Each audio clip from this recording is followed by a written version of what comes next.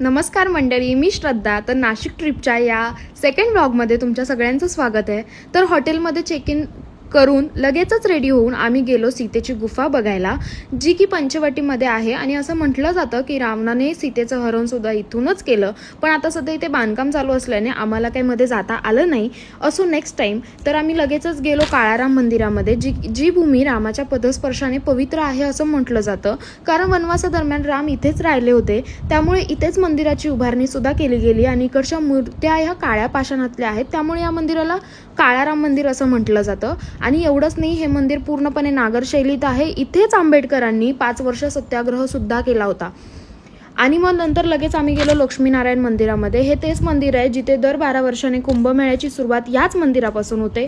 इथे आम्ही दर्शन केलं, खूप छान वाटत होतं. त्याच्यानंतर आम्ही गोठ्यामध्ये जाऊन यांच्याशी गप्पा मारल्या. बाकी या व्लॉगमध्ये एवढंच. त्या दिवशी आम्ही अजून काय पाहिलं हे तुम्हाला नेक्स्ट व्लॉगमध्ये दिसेलच. त्यासाठी फॉलो करायला विसरू नका आणि बाय.